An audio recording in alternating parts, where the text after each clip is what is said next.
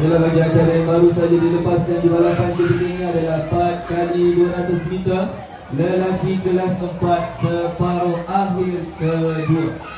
Bagi separuh akhir kedua ini terdapat 6 sekolah berada di dalam balapan ketiga ini.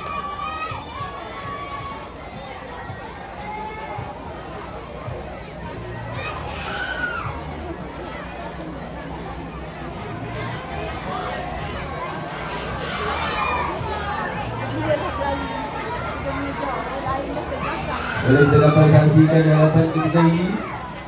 Pelari di lorong ke-8 dan ke-7 bersaing rapat.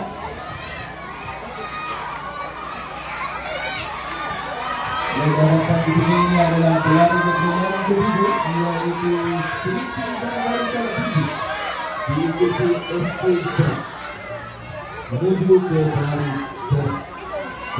ke-3.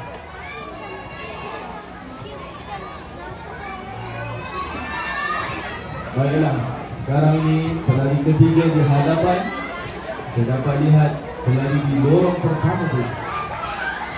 Keputusan masih belum pasti. Sama-sama kita saksikan dia. Lorong kedua sudah memintas pelari di lorong pertama menuju ke pelari keempat meninggalkan pelari lain.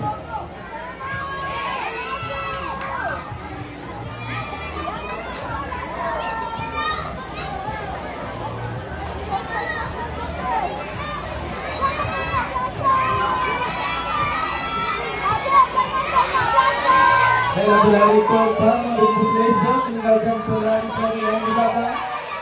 Diikuti pelari kedua dan pelari ketiga. Jauh jarak mereka.